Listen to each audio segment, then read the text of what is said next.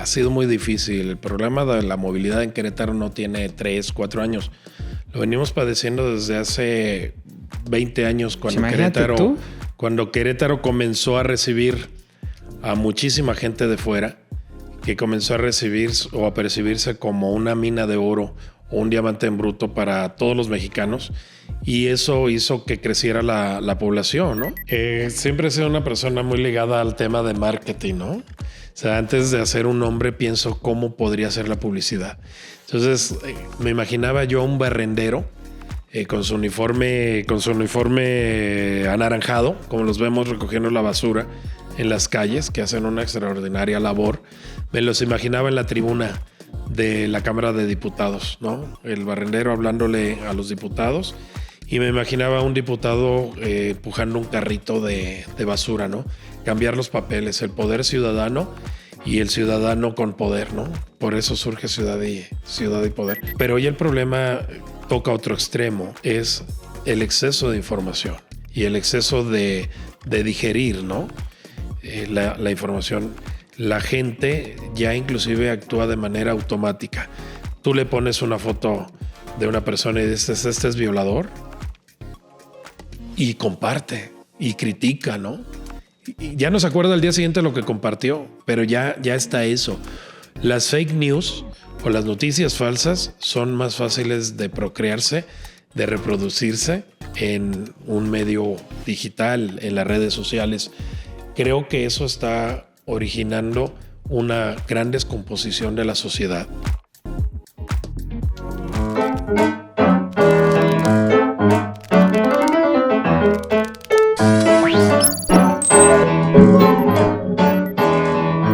Hola amigos, bienvenidos a otro episodio más de su podcast A Nadie Más Le Importa. Y bueno, antes de empezar, quiero agradecerles a todos por este primer año.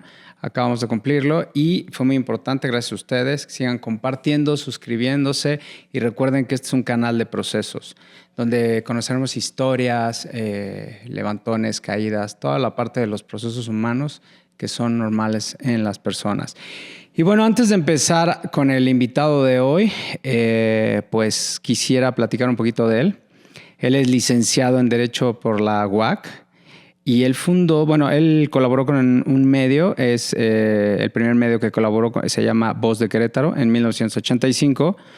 Colaboró para Noticias Diario de Querétaro, Noticias AM de Querétaro y Tribuna de Querétaro. Trabajó en TVQ, Radio Capital, Radio UAC y Respuesta Radiofónica. Fundador y director general del primer sitio web de noticias en Querétaro, Ciudad y Poder, de la primera estación de televisión y radio digital en el estado, fundador de Reporte Querétaro. Aquí está con nosotros y le damos la bienvenida a Luis Gabriel Osejo Domínguez. ¿Cómo estás? Muy bien, muy agradecido por la invitación, mi querido David, y puesto para lo que me digas. Pues bueno, mira, aquí nos vamos a ir de lleno porque tú tienes mucha experiencia en medios y más aquí en Querétaro. Eres pionero de los medios digitales cuando nadie pelaba eso. Pero quiero empezar por el principio. ¿Cómo fue tu infancia? ¿Dónde creciste? Cuéntame un poco de tus orígenes, de tu pasado. Soy el cuarto de 8 hermanos, una familia muy extensa que encabezaba don Pablo Osejo González, un tipo que nació en Xilitla, San Luis Potosí, en el pueblo mágico de San Luis Potosí, Xilitla, y un tipo que estaba muy de lleno con las tradiciones que él veía. En ese tipo de pueblos hay indígenas y hay mestizos, ¿no? Mi papá formaba parte de una familia mestiza, pero se inmiscuía muchísimo en el tema de los indígenas, sus rituales, sus mitos, sus leyendas. Y eso le fascinó siempre, de tal suerte que cuando tuvo edad y dinero para escribir, ya sabes, primero vas por lo que te deja y luego por lo que te gusta. Y en este caso él cuando se sintió pues libre financieramente, dijo, voy a escribir, y funda una revista cultural. Hablamos de 1974, 75. En San Luis. Cuando Querétaro, no, ya aquí en Querétaro, ya vivíamos aquí en Querétaro, yo ya había nacido. Funda esa revista para desahogar sus ansias de escritor y hace cuentos espectaculares, ¿no? Inclusive en Otomí, que a él le gustaba muchísimo esta cultura, la cultura huasteca, los rituales, ¿no? Tiene unos cuentos increíbles donde escribe los platanales, los cafetales, los caminos verdes llenos de humedad, con olor a naranja, subiendo el cerro, etcétera, etcétera. Cuentos increíbles que él, te digo, publica en su propia revista que se llama Senda, revista cultural de Querétaro, una de las primeras en Querétaro. Y al mismo tiempo él era restaurantero. Tenía un restaurante que tenía una modalidad increíble. Hoy en día cualquiera puede fundar un restaurante, abrir un restaurante. Digo, ¿por qué cualquiera? Querétaro te da para eso. Tenemos casi 2 millones de personas viviendo aquí en la metrópoli. Y él tenía un restaurante muy popular. Y te digo, en ese momento, pues, ¿quién iba a ir a comer a un restaurante? Le decían, ¿por qué abres este restaurante si uno come en su casa? Acuérdate que en ese momento pues, eran 300,000 habitantes en todo Querétaro, en toda la zona metropolitana. Y era una locura, pero una locura que le funcionó.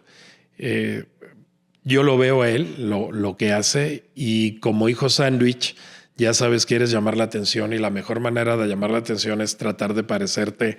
Hey, estoy aquí, papá, estoy aquí. Entonces, desde niño comencé a imaginar que yo era periodista, escribía en las hojas blancas, en las hojas para la máquina de escribir. Yo escribía a mano, dibujaba y le decía a mi papá, mira, aquí está el gobernador y aquí estás tú dando esta nota, etcétera, etcétera.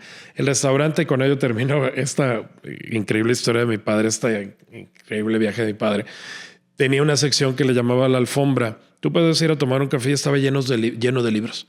Entonces mi papá los enganchaba, llegaba la gente, leía un libro, terminaba el café 1 hora, 2 horas, dejaba el libro y al día siguiente regresaba a leer. Entonces eso se hizo costumbre en Querétaro de los años 70.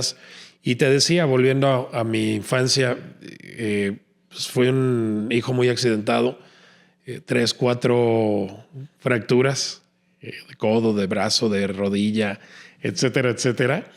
Porque creo yo, ahora a la distancia pienso, quería llamar la atención a mi papá y accidentarme, o de mis papás, y accidentarme pues era una manera de llamar la atención. Y la otra, escribir. Entonces se me hizo costumbre llegar a la secundaria y tener un periódico de chismes de los compañeros, y luego en la prepa, y luego en la carrera, ¿no? Entonces, en 1985, cuando yo tengo 15 años, mi papá era una personalidad en Querétaro, en ese Querétaro chiquito. Entonces yo muchos años fui Sí, el restaurante se vuelve un epicentro de las relaciones sociales, ¿no? Y además llegaba, mi papá tenía la... Tú creciste viendo eso, ¿no? Sí, me imagino. Y tenía la buena fama, mi padre, de pagarle a los colaboradores. En periodismo es difícil que un medio te pague cuando eres colaborador. Mi papá les pagaba a los periodistas jóvenes de esa época, que hoy son directores, que hoy son periodistas, pues que ya andan en los 70 años de edad, que son fotógrafos. Mi papá les pagaba. Entonces yo tenía las puertas abiertas, de tal suerte que cuando fui a pedir mi primer chamba de periodista, como te apellidas Sosejo, que es de ti, don Pablo, es mi papá, pásale. No, muchos años yo fui el hijo de don Pablo. Y es así como comienzo pues este tema del periodismo y de escribir desde el año de 1985, ya tan lejano. Ahora caigo con esto del periodismo y también de la vena restaurantera, ¿no? Un poco. Sí. ¿Y cómo fue para ti empezar esos primeros años? Estamos hablando de los años 80, los medios, el Cuarto Poder, Televisa, era otro México, ¿no? Era otra realidad, todo análogo.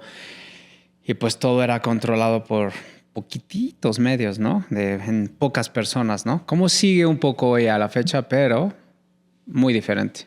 Fíjate que en esos años el PRI, el sistema PRI, el PRI gobierno, dominaba todo.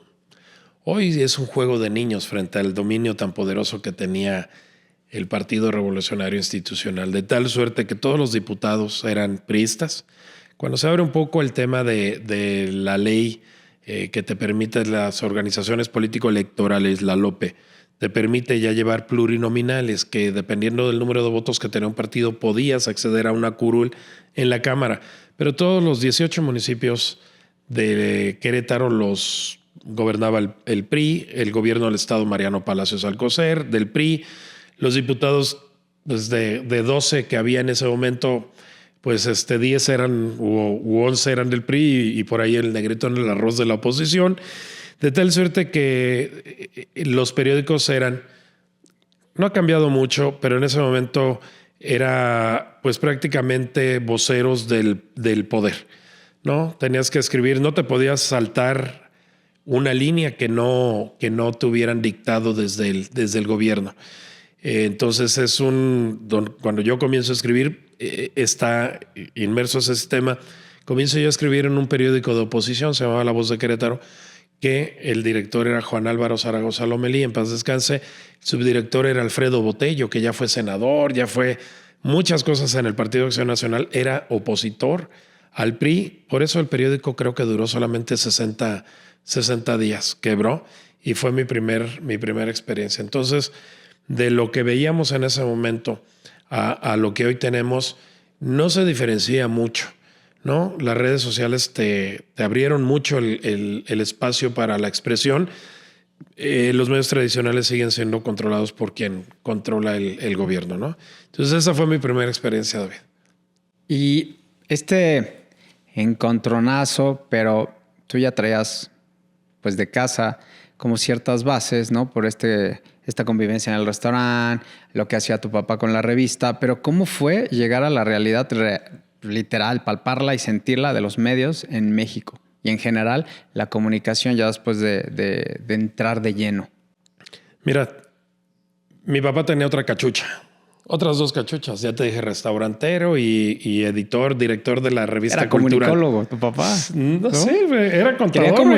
Quería comunicar. Sí, claro, sí. Y otra de las cachuchas que usaba mi papá era la subtesorería de gobierno del estado, es decir, el segundo de a bordo de lo que hoy sería una Secretaría de Finanzas en el gobierno de Antonio Calzada. Okay. Por si eso fuera poco, tenía una cartera en el PRI, ¿no? En el instituto, en el IEPES, que es el Instituto de Estudios Políticos, Económicos, Sociales, que después se convirtió en el Instituto Reyes Heroles.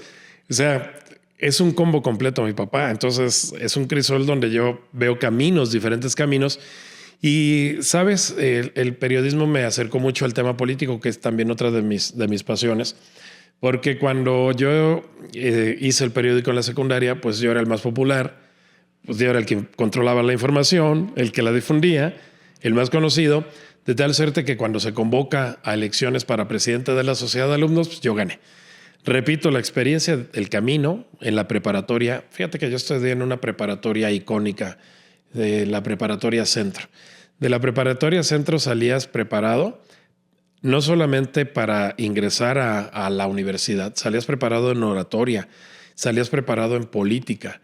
Había unas contiendas políticas estudiantiles increíbles en esa preparatoria, de tal suerte que me remonto yo a los años 50 en esa preparatoria y de ahí sale Fernando Díaz Ramírez, J. Guadalupe Ramírez, J. Guadalupe Velázquez, sale Fernando Ortiz Arana, Mariano Palacios, Enrique Burgos, toda la pléyade de políticos que después sostendrían el tinglado político en Querétaro, se formaron ahí. O sea, un semillero. Era un semillero y era un semillero natural para el PRI, para la política.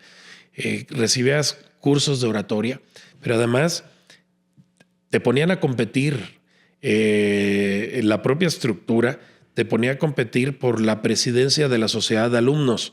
Entonces tenías que tener buena oratoria para convencer, necesitaba ser popular. Se comenzaba a labrar, a tallar el político del futuro. Todos entraban con esas características, de tal suerte que cuando salías graduado de política, listo para irte al PRI, listo para irte a la función pública. En esa preparatoria, no solamente te digo, tenías que tener buena oratoria, tenías además que tener una pandilla que te defendiera, porque los votos se defendían a veces a golpes, ¿no? Lo que tú obtenías en las urnas, tenías que sostenerlo en la pelea, en la riña, ¿no? Así fue, pues, este tema, ¿no? Ahora noto la gran diferencia, ¿no?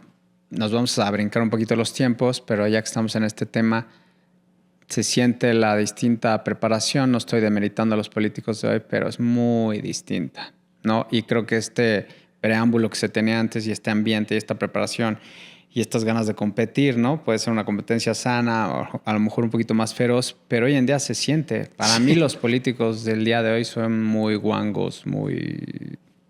como que falta todo esto, ¿no?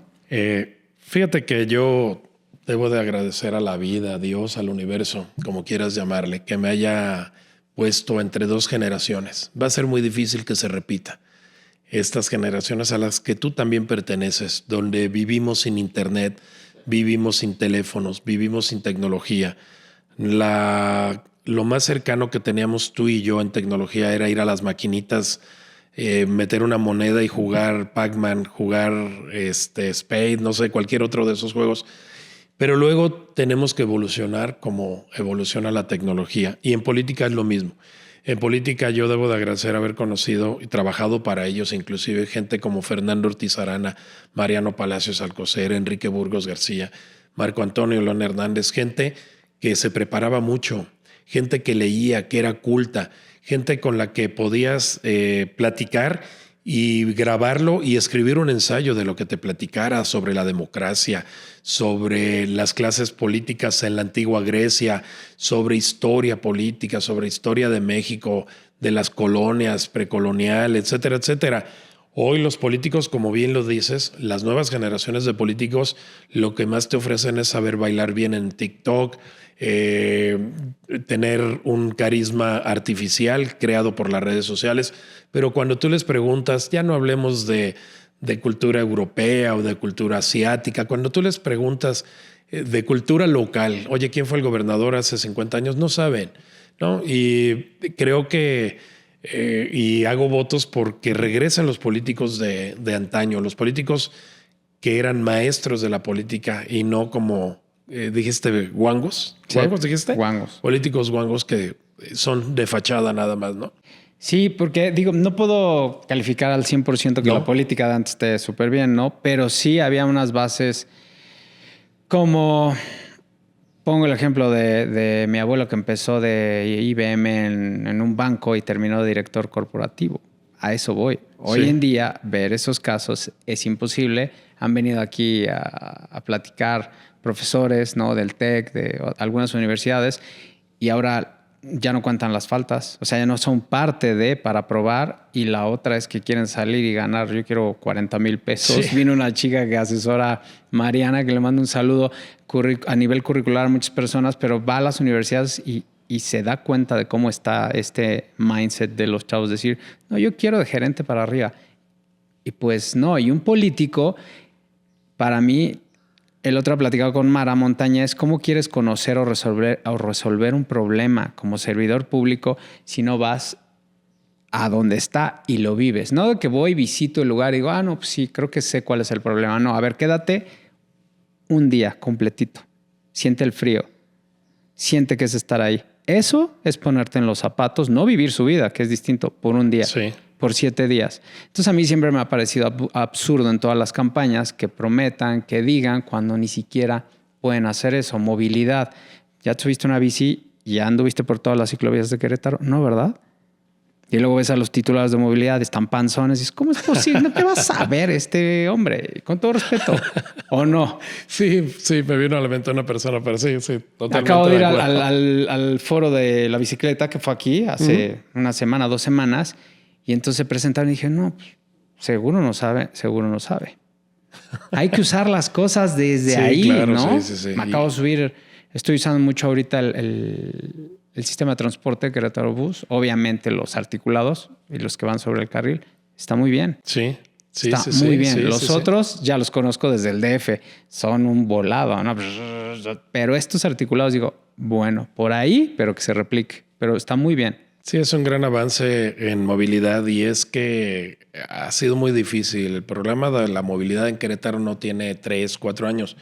Lo venimos padeciendo desde hace 20 años cuando Querétaro comenzó a recibir a muchísima gente de fuera, que comenzó a recibir o a percibirse como una mina de oro o un diamante en bruto para todos los mexicanos. y eso hizo que creciera la población, ¿no? ¿Cuándo pasó esto? Tú que llevas aquí y que has sentido vibrar a la ciudad y al estado desde tu posición tan privilegiada que tienes con estas pues membranas que tienes a través de la parte política, la parte mediática y las relaciones con la parte de pues, todos los empresarios, restauranteros, etcétera, que has tratado en todo este tiempo? ¿Cuándo es ese Hay detonador? cuatro épocas que marcan el crecimiento de Querétaro. Una de ellas surge antes de que yo naciera. Me refiero a los años 60, cuando el gobernador Manuel González de Cosío dijo: vamos a dejar de ser campo para ser industria. Y vino una transformación muy importante y recibe Querétaro las primeras fábricas como Singer, como Purina, como Clemente Jacks, la industria del hierro, ¿no? Consorcio poderosísimo que se convierte en parte de la riqueza de Carlos Slim, ¿no? Eso es en los años 60, mediados de los años 60, te digo, con el gobernador Manuel González Cosío, que comienza a transformar la agronomía de Querétaro como fuente principal del desarrollo económico hacia la parte industrial. Es la primera. Comienza a llegar gente de fuera a instalar las fábricas, Tremec, ¿no? Es una de las primeras. Y viene gente porque aquí en Querétaro no estaba capacitada la gente. Las universidades eran solamente sobre temas sociales, no tecnológicos. Surgen las primeras escuelas técnicas para dotar o para generar un semillero importante de técnicos para Querétaro. Pero son las primeras familias que llegan, ¿no? La segunda gran migración que tenemos aquí en Querétaro se da en los años 80, a propósito del temblor del 19 de septiembre de 1985, cuando mucha gente en la periferia de la entonces Ciudad de México, del entonces Distrito Federal, cree que efectivamente el Distrito Federal va a terminar destruido por completo, y comienzan a voltear a las ciudades cercanas, Cuernavaca, Morelos, Cuernavaca en Morelos, Hidalgo, y Querétaro es un destino que les gusta mucho por la calidad de vida que se tenía en ese momento. Esa es la segunda gran migración. Viene gente, muchísima gente del Distrito Federal. Quiero decirte que antes aquí en Querétaro, con muchos lugares de la República, recibir un chilango era malo, ¿no? En los 80s era terrible. En los 70s era peor. Guadalajara. No, haz patria, mata a un chilango. Quiero decirte que a finales de los 70s había una pandillita aquí encabezada por mi querido amigo Alfonso Landaverde Alcocer y Arturo Zárate de los Cobos, entre otros, que en las discotecas, que no eran antros, en las discotecas le pedían a la gente que no conocía lo que hoy sería el INE, ¿no? Su identificación, para saber de dónde venían, y si eran del DF, les tocaba golpiza. Así de tal estaba la situación. En los 80, en el 85 viene mucha gente de cierto nivel económico, ¿no? El que puede venir a comprar una casa, el que puede venir a comprar un terreno, construir, clase media.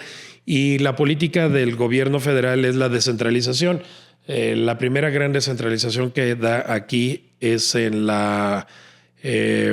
Anaxa, que es la aseguradora de los campos agrícolas, ¿no? No recuerdo qué significa el Anaxa, pero es lo primero que llega a Anaxa, y les ofrecen casas a los empleados que se quieran venir acá a vivir a Querétaro. Aquí es sede de esa dependencia federal. Telmex, el SAT, en fin, comienza mucho del gobierno federal. Telmex, porque era del gobierno federal, por eso digo que comienza a mandar acá a Querétaro a la gente a colonizar, ¿no? De una u otra manera, colonizar en temas burocráticos, a la burocracia colonizada, no sé cómo le quieras llamar. La tercera gran migración viene del norte por la delincuencia, por la inseguridad que se vive en los primeros años del gobierno de Felipe Calderón, 2006, 2007. Es la tercera gran migración hacia Querétaro, gente del norte, gente de Sinaloa, gente de Nuevo León, que comienza con de más Torreón, recursos económicos, comienzan a poner aquí sus negocios, y viene pues esa nueva oleada, ¿no? Y finalmente, no creo que sea la última, viene con el milagro queretano, ¿no? Estoy hablando de principios del siglo. tal vez 2005, 2000, no, tal vez terminando 2008, 2009, cuando el gobierno de Querétaro dice Querétaro va en grande, ¿no? Querétaro es el número 1 en todo el país, la calidad de vida. Entonces la gente comienza a pensar, sí, hay trabajo, y ya nos llega otro tipo de gente, ¿no? Que viene a buscar trabajo con un nivel socioeconómico menor al que venía la última oleada del norte, vienen a buscar chamba, ¿no? Porque aquí en Querétaro puedes encontrar trabajo. Esta misma historia vende Pepe Calzada con el Believe en Querétaro, que es una campaña nacional que dice, bueno, hasta Barack Obama recomienda vivir el sueño queretano. No sé cómo hicieron ahí su edición y sí dijo Barack Obama, algo de Querétaro, pero era como, sí, qué bonito Querétaro, y no, ya Querétaro es lo mejor para vivir, ¿no? Y pues a partir de ahí hemos vivido esta migración de manera permanente, de tal suerte que hoy llegan al día Querétaro cerca de 150 personas. Es insostenible. Y esto ha llevado a que Querétaro colapse. No hay movilidad efectiva. La movilidad que tú vives es parcial. El agua se está agotando, dicen 2-3 años.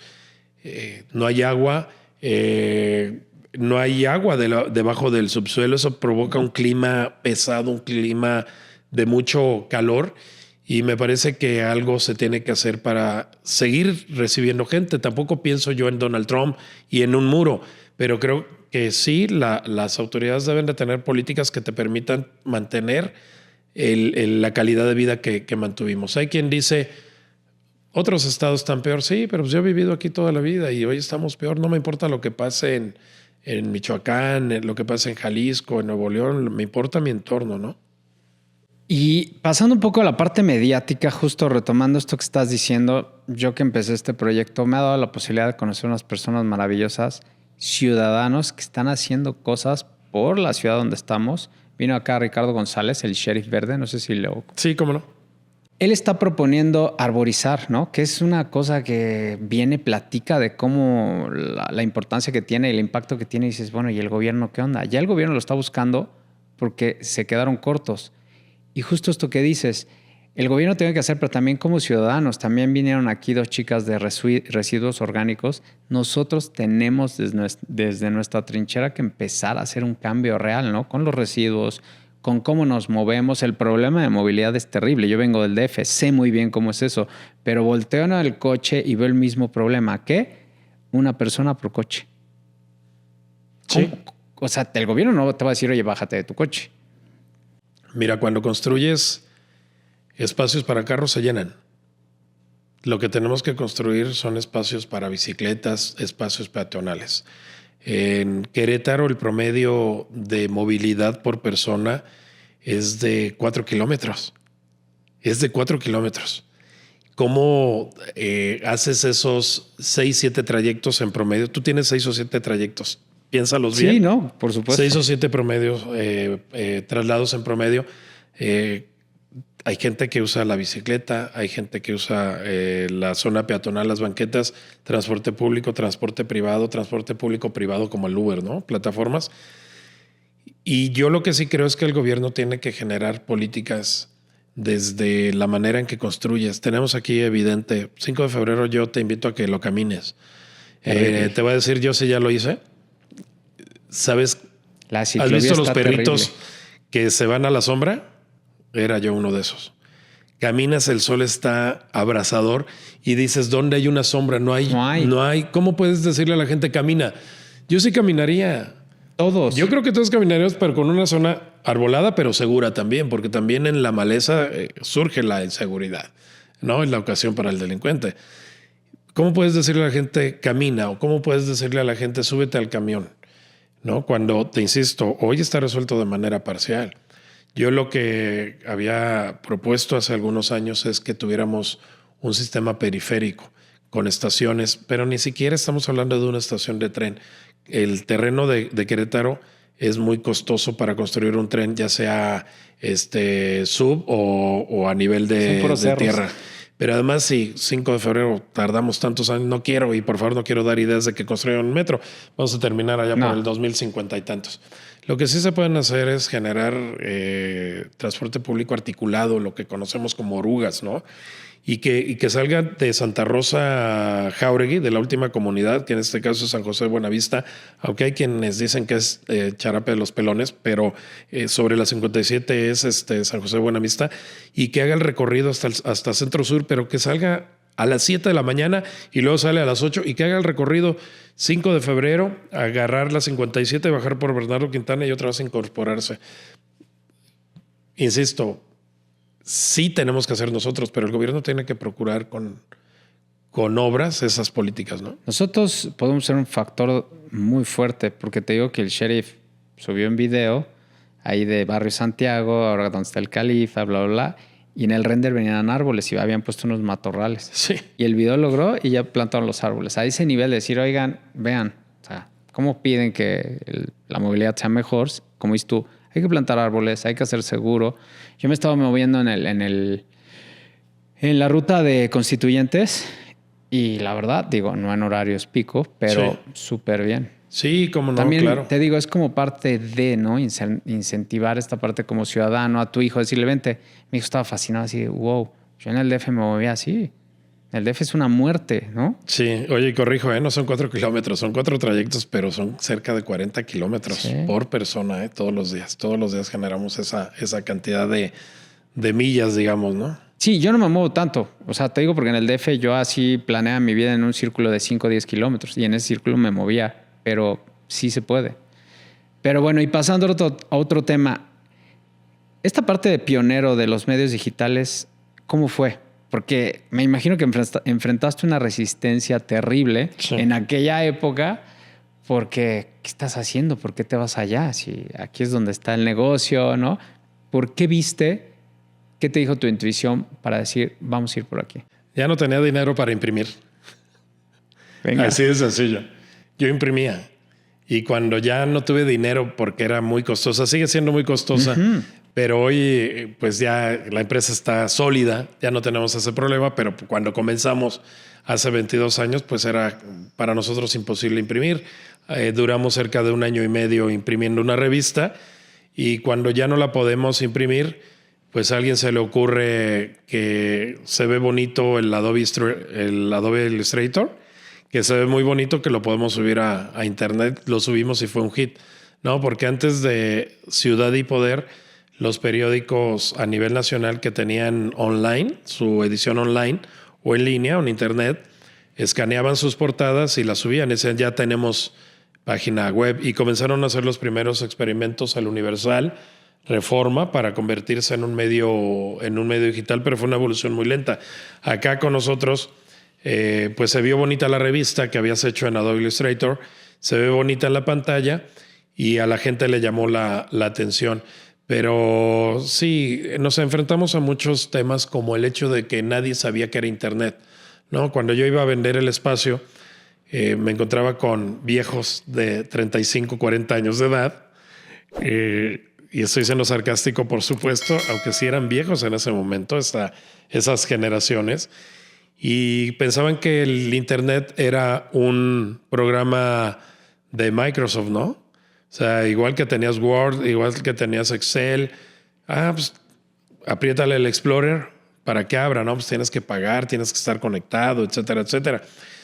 Fue muy difícil. La verdad es que son 4 grandes tormentas lo que permiten que mi barco pueda navegar por fin, ¿no? La primera gran tormenta es Carlos Slim en Telmex, que comienza a dar las computadoras en abonos chiquitos. En tu teléfono de Telmex podías comprar una computadora 386 y tener computadora, porque antes las computadoras eran para los ingenieros, era para la gente que tenía mucho dinero y que tenía instrucción sobre cómo manejarla, ¿no? La segunda gran tormenta viene con el tema del Wi-Fi, ¿no? De que ya no te tienes que conectar, ya puedes recibir señal de internet. La segunda gran tormenta, te decía, el Wi-Fi, ¿no? Porque antes las horas pico, la hora que la gente visitaba la página web, pues era en la mañana tempranito, que se echaban su cigarrito y en la noche cuando regresaban del trabajo o en el trabajo, ¿no? Le echaban un ojo. Inclusive llegaba a ver temas como que en gobiernos bloqueaban nuestra página, ¿no? Para que no la vieran, para que la gente no entrara, pero no como una limitante a la libertad de expresión, sino más bien en aras de que la gente fuera productiva y no se distrajera leyendo el periódico, ¿no? O sea, bloqueaban el sitio y solamente lo podías ver en tu casa. Entonces el Wi-Fi vino a desbloquear eso, porque ahora con Wi-Fi, unido a la tercera gran tormenta, que son los teléfonos inteligentes, pues ya tienes horas pico a la hora que se meten al baño, ¿no? Antes de bañarse, en lo que se calienta el agua, en un semáforo. Y la cuarta gran tormenta fue la creación de las redes sociales, ¿no? Inclusive las redes sociales antes de los teléfonos inteligentes. Cuando tú y yo escuchamos hablar de Facebook, sabíamos que era una red universitaria que se estaba construyendo en Estados Unidos, pero que era de puro perfil estudiantil, ¿no? Pero era el inicio de un gran emporio de Facebook. Entonces, si tú unes computadoras, teléfonos, Wi-Fi y redes sociales, te hace la tormenta perfecta, ¿no? Para que funcione el negocio. ¿Cuánto tardé en ganar la primer lana para Ciudad y Poder? Pues fundamos 2003 y yo creo que cayó hasta el 2006, cuando los políticos comienzan a ver que Calderón, Madrazo y Andrés Manuel López Obrador comienzan a anunciarse en sitios web, ¿no? Ni siquiera les llamábamos banners, eran espacios publicitarios. Y ya los políticos dijeron, yo quiero algo así, voltearon. ¿Quién lo tiene? Pues Luis Gabriel. Y es cuando comenzamos, ¿no? Yo también creo que un gran impulso que tuvo el periódico Ciudad y Poder ya digital, se lo da el gobernador Pepe Calzada, porque Pepe fue bloqueado por los medios tradicionales cuando hacía su campaña para ser gobernador, y él buscó medios alternativos, y uno de ellos, de los poquitos que había, si no es que de los 3, 4 que había, pues era Ciudad y Poder.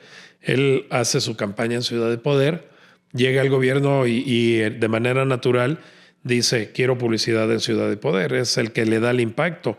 Él inaugura las primeras oficinas de Ciudad y Poder. Él inaugura pues prácticamente la etapa ahora sí ya moderna de Ciudad y Poder, ¿no? Con buenos contratos. Además quiero decirte que fue Pepe Calzado el primero que compra publicidad a un medio digital.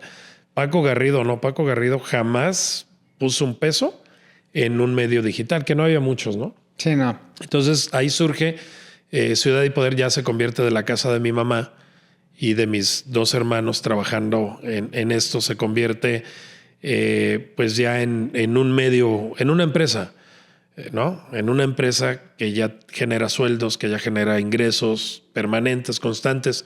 Y también ahí en ese boom para nosotros surge el radio por internet, ¿no? Que quiero decirte, y lo presumo mucho, Luis Cárdenas, quien es hoy titular de uno de los noticieros más escuchados en México, que me parece que es Imagen o MBS Noticias, comenzó a trabajar conmigo, ¿no?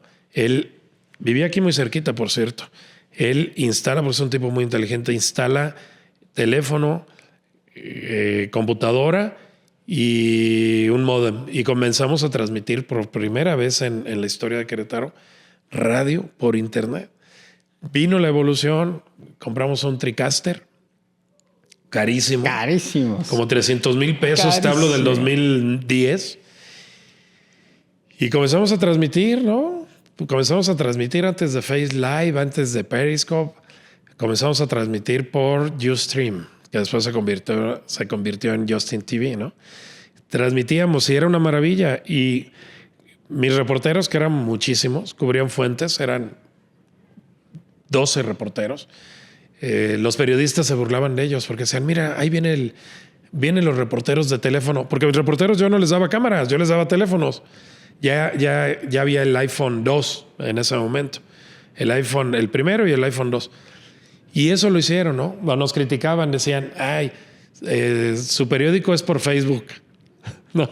O sus notas las leen en Twitter.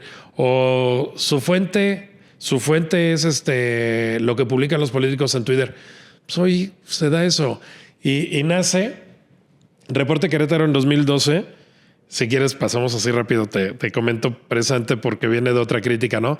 A mí me conocían como, eso es el de la ruta de la garnacha. Porque nosotros publicábamos rutas, hoy todo el mundo lo hace. Ya sé. ¿No? Entonces, todo lo que criticaron, pues terminaron haciéndolo. Y para mí, sé que un halago en boca propia es vituperio, pero quiero presumir eso. No, porque claro. es una realidad. Cuando vas como el salmón, ¿no? Contracorriente, así es. Y vas a encontrar muchos comentarios y opiniones. Pero estuvo claro que tú lo tenías, si no claro, lo tenías como flecha hacia adelante. Y hoy en día, pues podemos ver pues esta gran recompensa y la gran demostración que ha sido que ahora es Ciudad y Poder. ¿Por qué Ciudad y Poder? Siempre he sido una persona muy ligada al tema de marketing, ¿no? O sea, antes de hacer un nombre, pienso cómo podría ser la publicidad. Entonces, me imaginaba yo a un barrendero con su uniforme anaranjado, como los vemos recogiendo la basura en las calles, que hacen una extraordinaria labor. Me los imaginaba en la tribuna de la Cámara de Diputados, ¿no? El barrendero hablándole a los diputados, y me imaginaba a un diputado empujando un carrito de basura, ¿no? Cambiar los papeles, el poder ciudadano y el ciudadano con poder, ¿no? Por eso surge Ciudad y Poder, que me lo han aplaudido mucho, pero la verdad fue esa ocurrencia, ¿no? No, pero no es una ocurrencia, es un gran concepto visual y el nombre es muy poderoso. Y persigue. No, de verdad, yo me encanta eso, hago eso y siempre he sido fan del nombre. Y aparte también quiero hablar de Reporte Querétaro. Esta parte, yo te seguí. Cuando llegué acá a Querétaro en el 2008, pues me empecé a fijar qué había en los medios, ¿no? Como buen comunicólogo. Y una de las cosas que me llamó la atención fue Ciudad y Poder y Reporte Querétaro. Pero vi que todo lo hacías por internet. Te conté que hicimos un programa en el 2010 y entonces hice un mapeo, qué estaba pasando en la escena en Querétaro. Y pues no había nada disruptivo en ese entonces. O era tele o era impreso, sí. ¿No? Y impreso ni de locos, es carísimo. Entonces era meterte estos slots publicitarios de los canales que ya no existen y estabas tú. Fíjate que Reporte Querétaro surge cuando comienzo a hacer radio por internet. Llegó un francés que vio lo que estamos y escuchó lo que estábamos haciendo y me dijo, oye, acabo de hacer Radio UNAM. Yo hice todo Radio UNAM, lo puedo clonar y convertimos tu Ciudad y Poder pues en radio. Entonces nace Radio Ciudad y Poder, ¿no? Ese mismo francés llegó en el 2012 para ofrecerme una aplicación que en ese momento era un boom. Le tomábamos la foto a la basura y llegaba directo al correo electrónico del funcionario público responsable. Hoy no necesitas una aplicación para hacer eso. Pero en ese momento era algo muy disruptivo. Nada más que ahí sí ya mi amigo francés, que no recuerdo el nombre, por eso digo francés, no por otra cosa, quería ya vendernosla muy cara.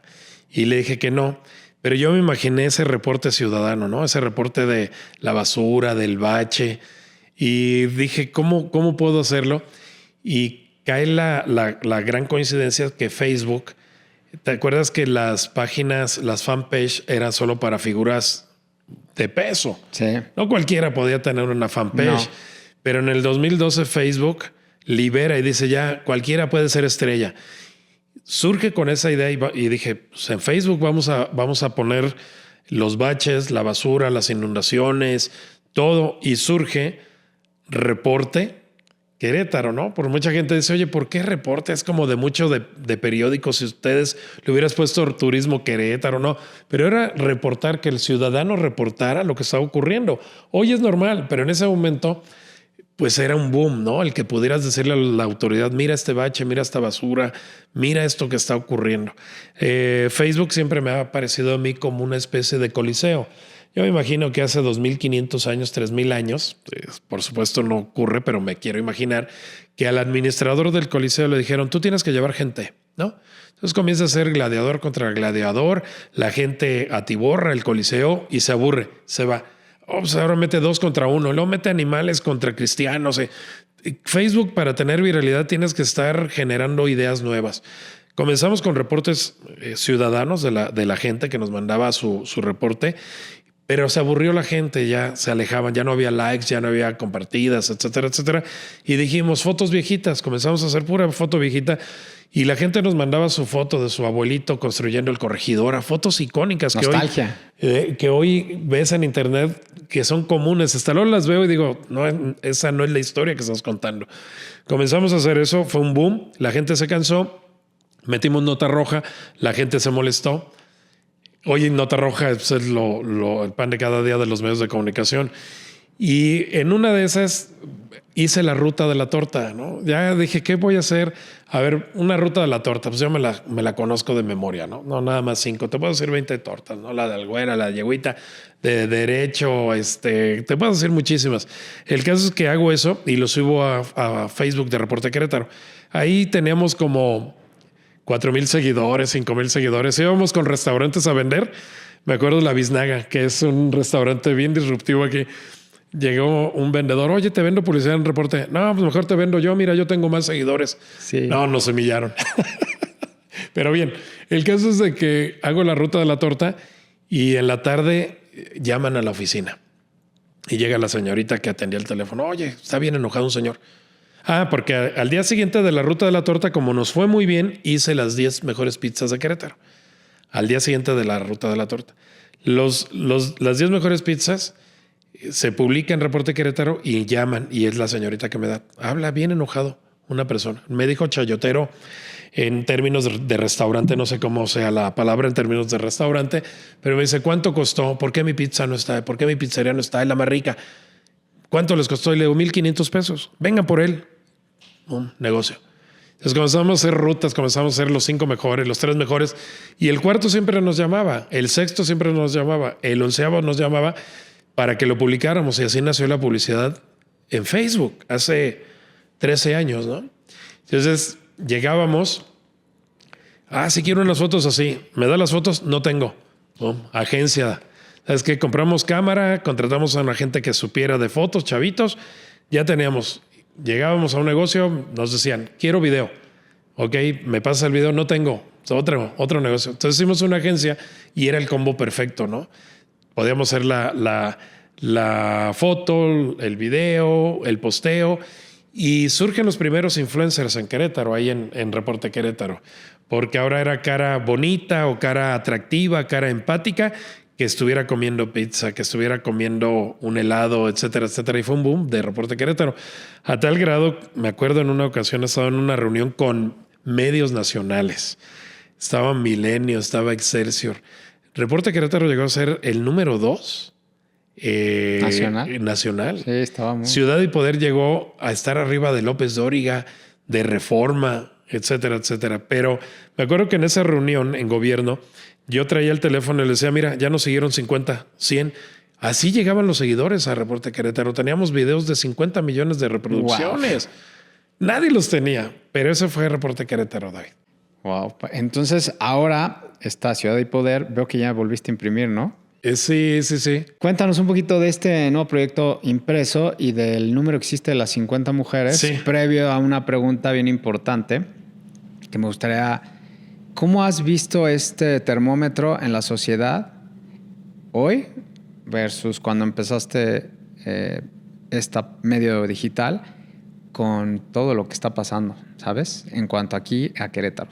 Es una sociedad más participativa, más colaborativa con el tema de la información. Nada más que el problema que tú y yo tuvimos en el pasado cuando éramos adolescentes, cuando éramos más jóvenes, pues era la falta de información.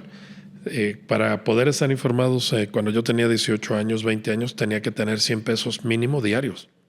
Tenía que comprar un periódico nacional, un local y una revista a la semana, ¿no? O irte a la biblioteca.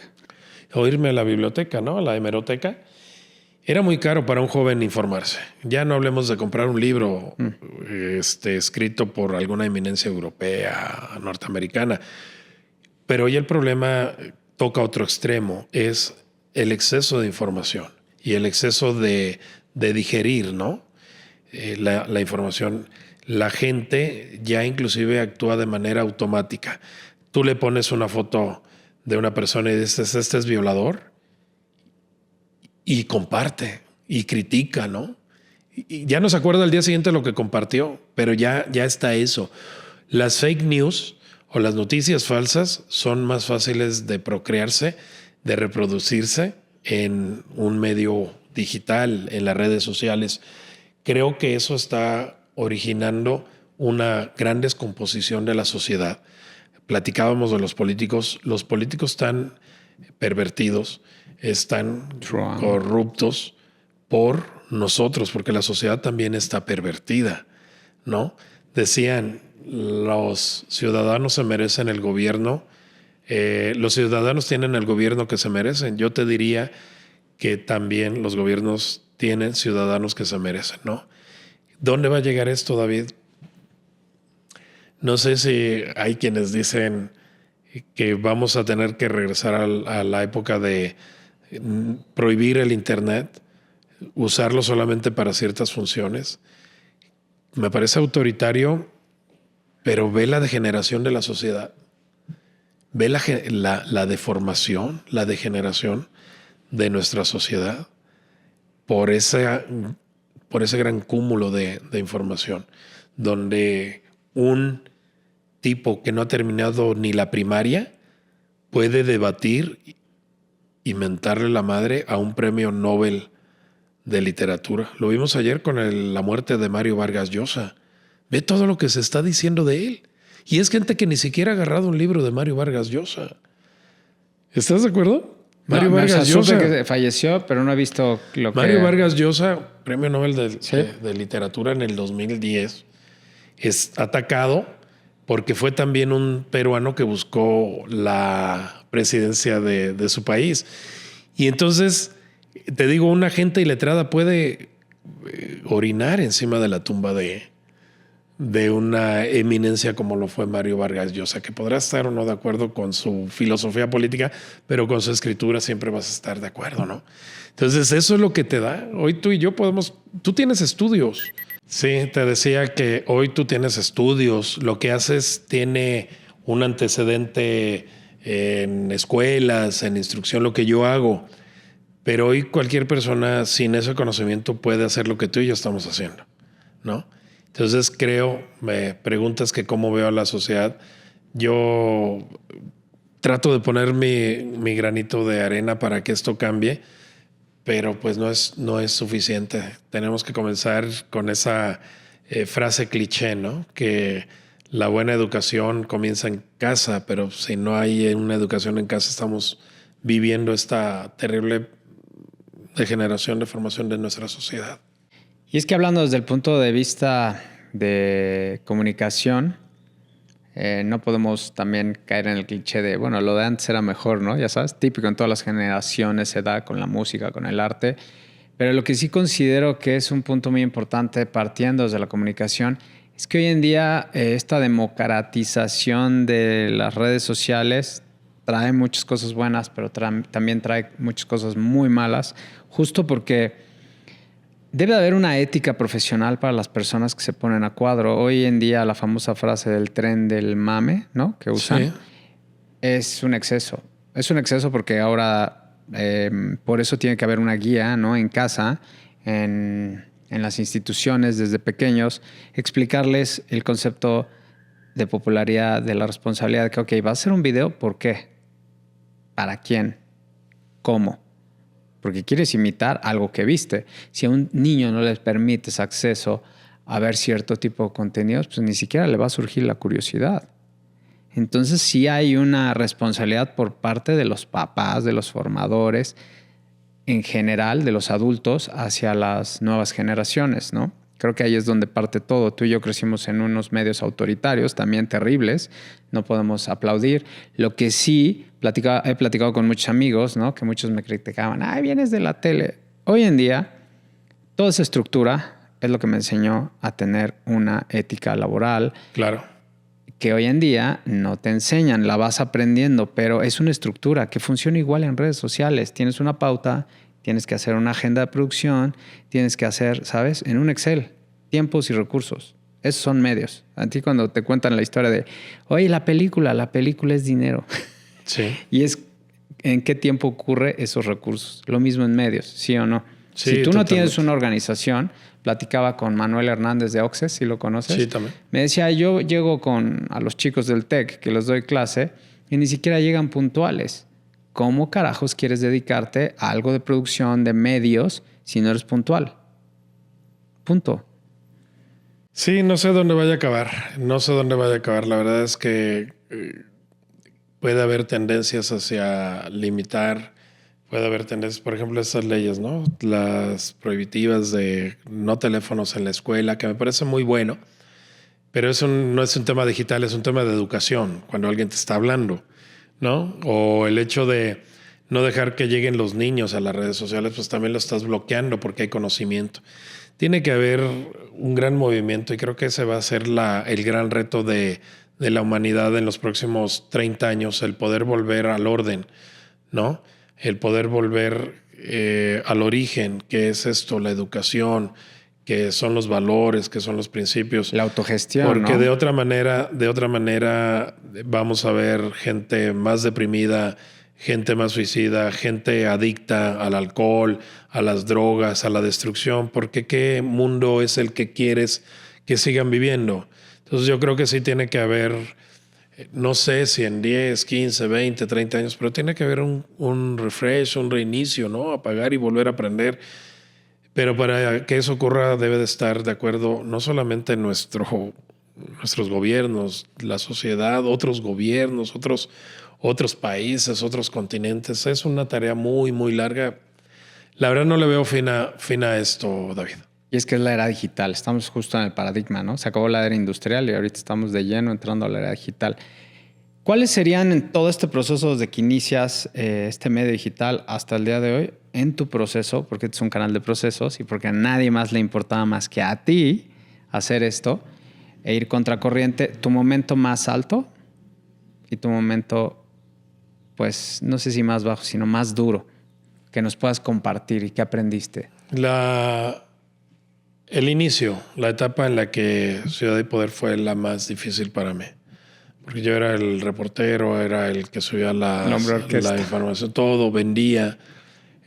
Ahí me gusta platicar esto sobre todo porque creo que debemos de mostrar lo duro que es el inicio muchas veces, ¿no? Hay quienes tienen la suerte de no pasar por ese proceso. Yo cuando platico, yo no tenía para una laptop. Te decía que hay quien tiene la suerte de iniciar con gran éxito, pero otros no. Y creo que la mayor parte de las personas que inician un proyecto siempre tienen que estar sometidos, es más, hasta obligatoriamente al fracaso. Yo no tenía dinero para una computadora, para una laptop, para ir a ofrecer espacios publicitarios en Ciudad y Poder, de tal suerte que imprimía y lo metía en una carpeta, en un portafolio, y me salía temprano con unas galletas Príncipe y un yogur, y trabajaba 8 o 10 horas caminando, buscando clientes, convencerlos de que se anunciaran en internet. Para mí era muy, muy doloroso. Muchas veces llegaba yo a la casa con ganas de llorar, pero veía a mi hija, Griselda Osejo Ugalde, la veía en su cuna y decía, no merece un papá que se derrote, no merece un papá que llore, y me aguantaba las lágrimas. Dice, vamos a ir adelante hoy. Mira, ese proceso creo que se ve de manera palpable, determinante con la evolución, el crecimiento de mi hija. El diciembre pasado terminó 2 carreras en el TEC de Monterrey. ¿Qué edad tenías tú? Pues yo tenía 33 años, 32 años. Y hoy la veo graduada, la veo feliz y dije, puta madre, valió la pena. ¿Y tu momento más alto? Lo recuerdo como una película también, ¿no? El Lobo de Wall Street. ¿Sí? ¿Te acuerdas de esa película? Porque cada mes yo repartía comisiones a mis vendedores. Y cuando decido irme a buscar la candidatura a la presidencia municipal de Querétaro por la vía independiente, es decir, sin partidos, me despido de ellos y lo recuerdo, tengo como una escena de película, porque me subo yo en una mesita y comienzo a repartir comisiones. Habíamos vendido muchísimo dinero, fue el top de las ventas de Reporte Querétaro. Ya Ciudad y Poder no vendía nada. El que vendía era Reporte Querétaro. ¿Qué año fue? 2017. Ok. 2017 mis vendedores eran muy sangrones, ¿no? Decían, si no me contratas una campaña de 100,000 al año, no te vendo nada. Entonces, pues toda la gente contrataba por grandes cantidades. Entonces es cuando me despido. Creo que ese es el momento más alto de este proceso. Pero hay también un reinicio que nos ha ido muy bien. Ahí sí no le sufrí, la revista impresa, ¿no?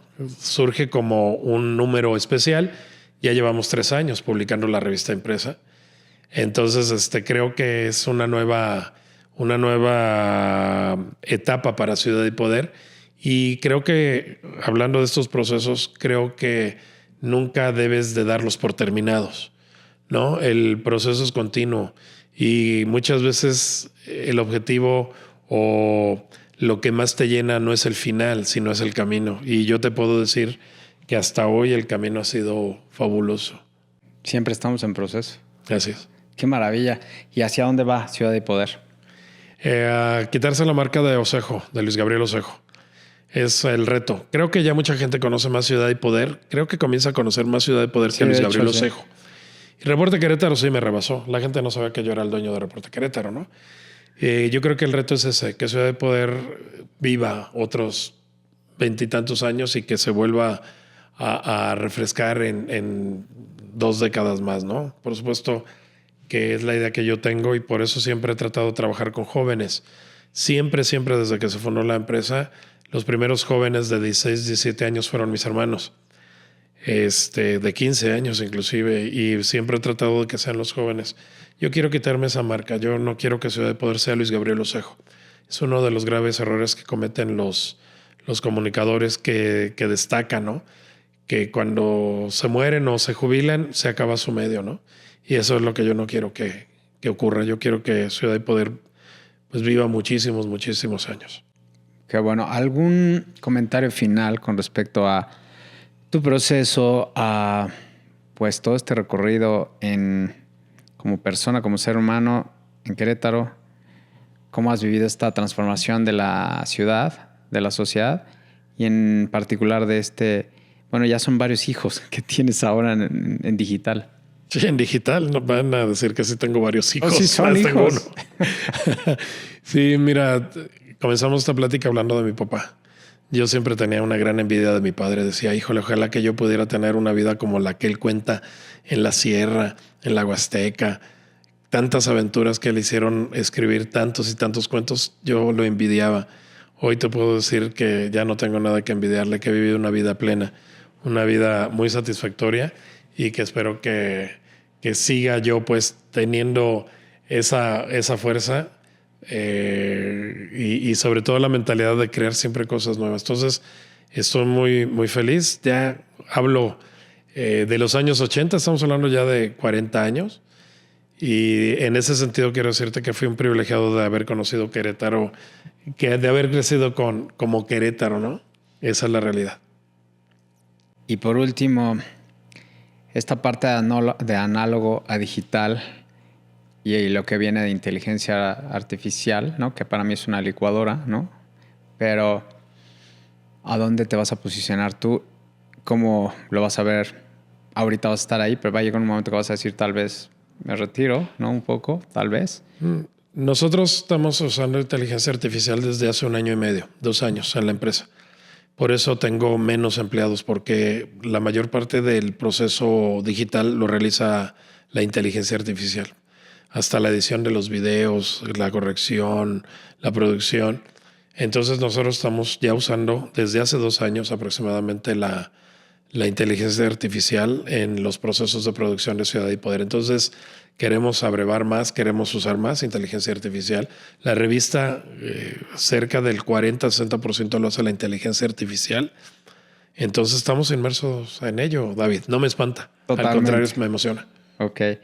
Y bueno, pues fue un placer tenerte aquí y de verdad sí has sido de los pioneros. Yo recuerdo, te digo, cuando llegué acá a Querétaro y empecé a ver todo el mapeo mediático y dije, órale, tú estabas siendo disruptivo en ese entonces totalmente y ahora ya de disruptivo pasaste a ser uno de los que están posicionados y más bien ya ves a los demás como, uy, se están quedando, son viejos, ¿no? Siguen existiendo porque pues, tienen que existir, pero realmente fuiste punta de lanza totalmente en esta ciudad y bueno, pues aquí los resultados, ¿no? Sigan su podcast, que está muy bueno. Estuve viendo ahí varios de los tuyos.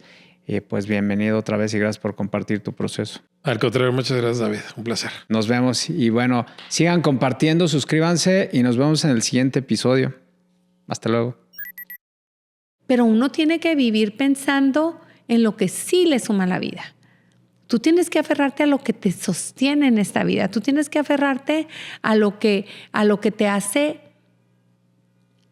aferrarte a los sís que hoy por hoy tienes. Si tú tienes a una persona que cae con muerte cerebral o que está en una situación en la que te dicen es que es probable que tenga muerte cerebral, ojalá estés abierto a decir tú, quiero donar sus órganos. ¿Por qué? Porque es un poco retar también al sector salud a que estemos más listos y abiertos a tomar esos órganos que le devuelvan la vida a ese paciente que está esperando un órgano. Tenemos que ser empáticos con las personas que están hoy luchando por su vida.